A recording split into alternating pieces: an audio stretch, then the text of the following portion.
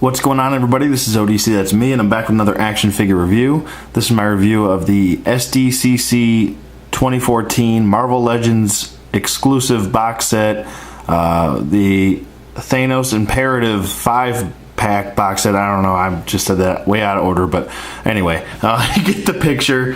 This is the SDCC exclusive of Gladiator, and yeah, I mean, there's some issues with this figure, but overall, I like it. There's a couple issues with it, and I'll get to that in a little bit. But overall, I do like this figure. Pretty decent. This is a long-awaited character. A lot of people have been wanting this figure for a long time, especially X-Men fans. Excuse me. I'm surprised it's taken so long for us to finally get him, but you know, I guess that point is moot. He is here, and yeah, he looks pretty good.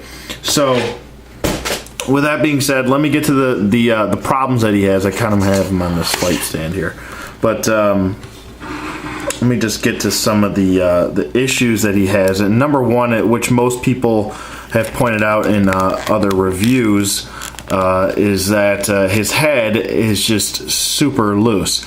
It's not that it's loose, and I'm surprised that out of all the other reviewers that have pointed out the head being an issue, not really pointing out why the head is the way it is. And I'm going to explain the reason why. It's not so much that it's loose, it's the fact that when you pop this peg off, and you see how, now I got my little,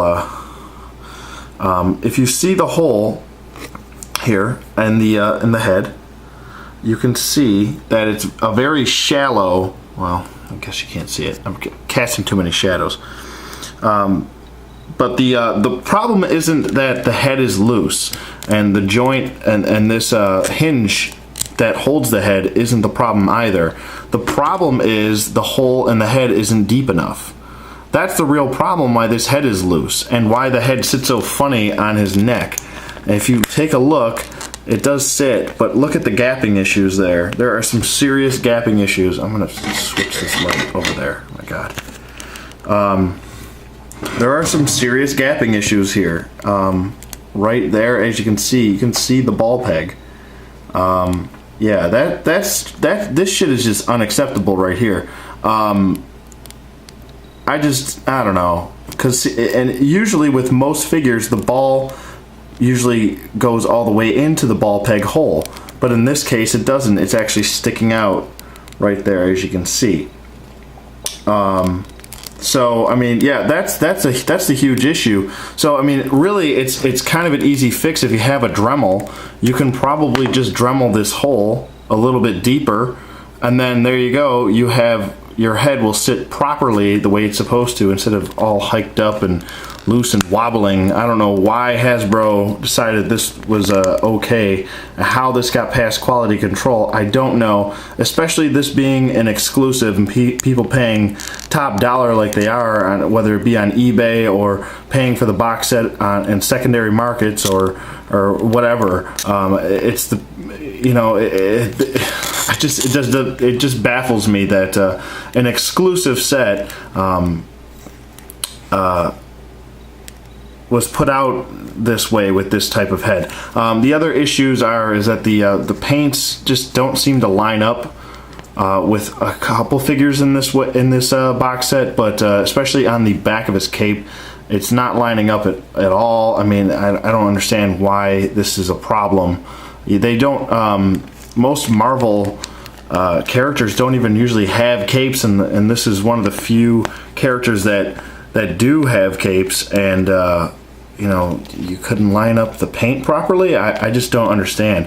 It almost seems like this was a little bit of a rushed figure as well. Some of these figures, at least in this box set.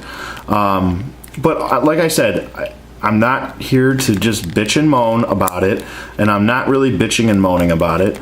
But you know, these are problems and they need to be pointed out. That's all. I still like the figure overall. I think it's good to have this character, but this head issue is a serious problem. It just doesn't, it looks bad. It looks like his head is floating on his shoulders. I don't know. You can probably see clear through the other side too. It's just not sitting properly. His head's too high up on his neck.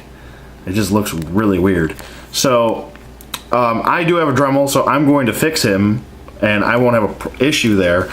But for those of you that don't have a Dremel, I would, you know, I feel sorry for you, and I would probably end up purchasing a Dremel, especially if you're an action figure collector. It's a good tool to have overall.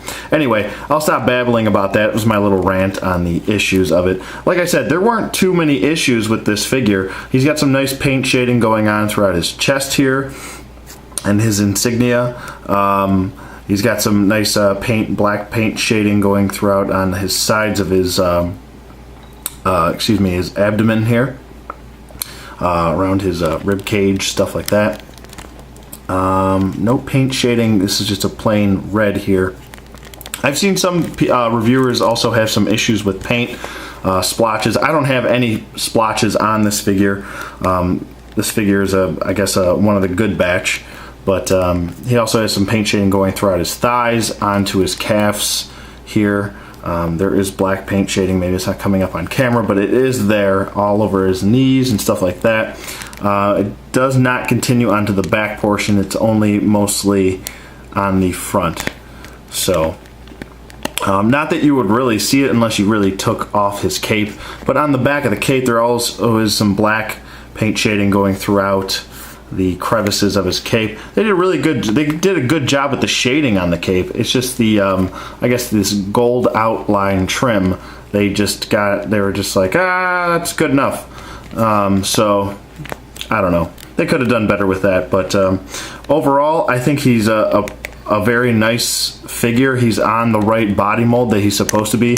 A lot of people don't like this Hyperion body mold, but I don't really mind it too much. Yes, the neck is awkward, and I know he's I guess if you want to call it, his anatomy is a little bit out of the ordinary, but overall I think it's a nice change of pace. It's good to have this body mold, to be honest with you. But anyway, as far as his articulation goes, his head does move side to side. There is added articulation because of the way the ball sits, and I guarantee if you do drill and fix the head, it's probably not going to get the same range of motion that you will, but it'll also stop the loose problems. So he does have this nice tilt effect from it. So there you also have that. And his head does look back very well, so you can get him to really good flying poses. You shouldn't have a problem with that there. And so it does look down as well. His head does look really weird when you pose it downward, though. So yeah. So there you go with that. His arms go up about this far. They go down. They can do a full 360. The cape does hinder it a little bit, but you can remove the cape. So if you really want him to, you can do that. Bicep swivel, double jointed elbows. He's got a wrist swivel, a wrist hinge. He's got a really nice ab crunch. Works well.